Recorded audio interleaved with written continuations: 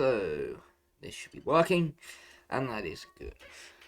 Alright, so obviously we are just over halfway through the season. Of course, we've got Aston up next. We had the excitement of the transfer market, where several things happened. Big move, obviously, is that Gunther Ohm is staying at. I know that was the one you all waiting for, but let's have a look at how every team has done so far this season. So we've got the exit season, the teams are having just a really good season. The good season, these are the teams who are having not as good a season, but still better than what was expected. Alright, performing about what we expect them. Underperforming, these are the teams who have just dropped off, and then Cadegua Panthers are just those who are having that bad of a season. So, Drake, I mean, lots of people, including myself, had Drake, down in the bottom half. So I guess on that, they're performing alright. Obviously, I know they had some absolute fucking mad results. I think they got a sprint race in the Nürburgring sprint race, and then of course finished third in the first race at Awesome Park. However, other than that, they've just been a bit inconsistent. They've had pace, they've sometimes not had pace. Rodal's obviously off the cold work, and Adrian Goldschmidt just does whatever the fuck he wants. So, yeah, but to be fair, alright's probably about fair. They're not having a good season, they've been too inconsistent, but they're not exactly underperforming given how low expectations were. Envy, I mean, they're just the example of an excellent season. They've dominated the entire season. Nobody has really come close to them in pace. Mendes and Moonat have just been utterly excellent. Moonat signed on, of course, again with another extension. And, of course, it's going to be interesting to see if they can keep this up with the new 10 kg BOP change for Volkswagen. Esther up next. I kind of got to be honest. It's alright. I mean, to be fair, I was expecting them to do worse. So I guess they're doing better. But after so much promise, I mean, they've won, of course, at Bathurst. Got a podium at Nagano. Had a brilliant first race at Awesome Park. And since then, I mean, they did okay at Laguna Seca.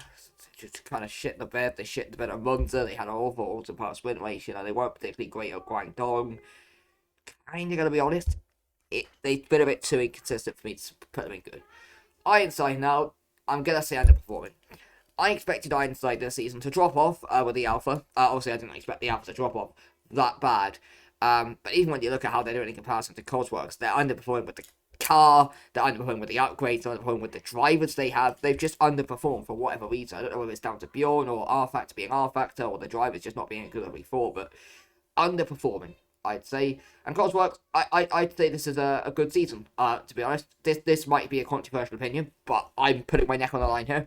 I think many of us had Cosworks bottom. They came into the season worst drivers, inexperienced team principal. They didn't have a lot of money. They weren't particularly looking confident themselves. They were in the worst car after pre-season testing, it looked like.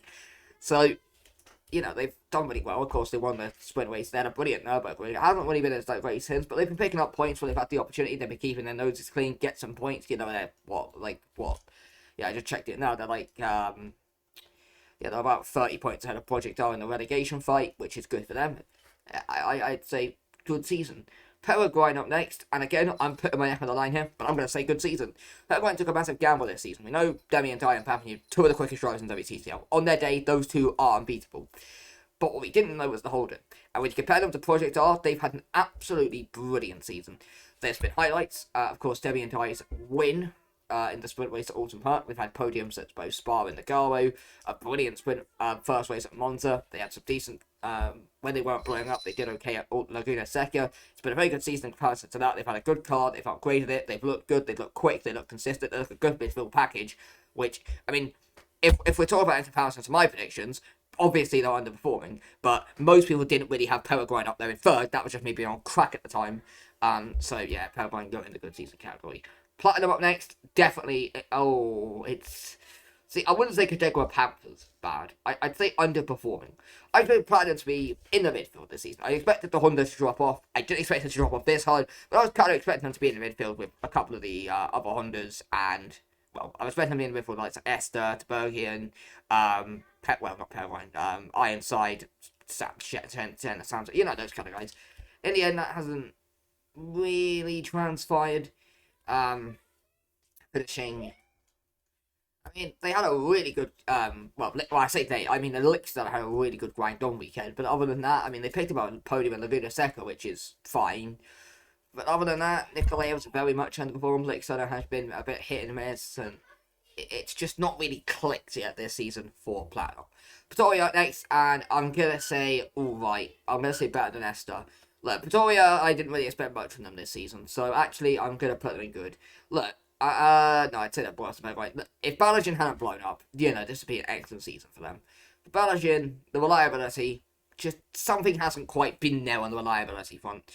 They, haven't quite had the ability to put it all together on the weekend. Firmino's been pretty good recently, but he was pretty hit or miss in the first half of the season up until about Monza, really.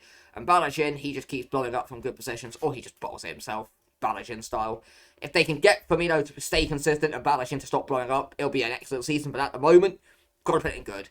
I mean, I don't even need to elaborate why Portitaro and Kadekua, do I? I have to. No, I don't. Shut up. Santos next, and I'm going to say good season. I'm going to put them above Cosworks here. I didn't even expect Santos to get top 3 this season. I mean, I thought Hackett would be a title contender. I didn't really exceed Boucher very much. We've seen Boucher be very hit and consistent on her day, able to fight with the likes of Ezio, Munat, Mendes, those kind of drivers. But when it's not her day, she'll be fighting with the Renaults, obviously in this case the Alphas and like the Holdens and the midfield teams. But she's proved me wrong. She's been very good. She's currently statistic in the standings. Highest of the female drivers, obviously, just ahead of Boot Thompson in 7th, but then Whitfield down in 12th, obviously, and then Rodel behind them. Very good season for her. She obviously won at Guangdong. Hackerton's been very good. Yet to win, but he's got 4 podiums, looked very consistent, and he was a bit unlucky at Monza when he came together with Mendes, obviously. So I'd say very good season for Santos. Shenzhen, similar comments to Esther. When they've had the pace, Shenzhen have been unstoppable. We saw, obviously, when they've won in Spa, they won a Nürburgring, and they had a brilliant Laguna Seca weekend. But then they have weekends like, the Guangdong weekend, the Monza weekend, the Nagare weekend, where they just have weekends where they just can't seem to click with the track. I don't know whether it's down to the car not suiting the track, the driver's just underperforming that week, or maybe their upgrade not being as strong as they thought, but they just seem to have weekends where it just doesn't really gel, and for that, I'm going to put them away. Shrewsbury, just below Santos in good. Shrewsbury haven't really had the top line pace this season. Very much helped by the fact they just keep their noses clean. Thompson has been a bit frustrating at times, but Lindqvist has been pretty solid. Laguna Seca weekend aside, and then he managed to get 15 points in the first race, I suppose. But they've been pretty good. They haven't quite had the pace to challenge Envy, and it does look like they're in a three-way fight with Santos and Shenzhen right now. So, going to put them in good. Very solid weekend. Solid season so far. They just need that extra gear to put them in excellent, is my point. I don't need to explain why Stoffel. If I have to explain why Stoffel are in Cadegua Panthers, then you clearly need to leave WTCL. To Bergian next. Ooh, see, this is where Georgie either murders me or...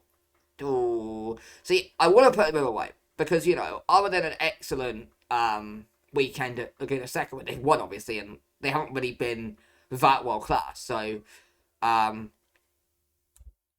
that regard, yeah, I'd say it's alright. I'd say just below Shenzhen. Other than that, if you take out that Laguna Seca win, Bergen would currently be, 108 points. So they'd be just ahead of Platinum in 10th. Which is a tad alarming.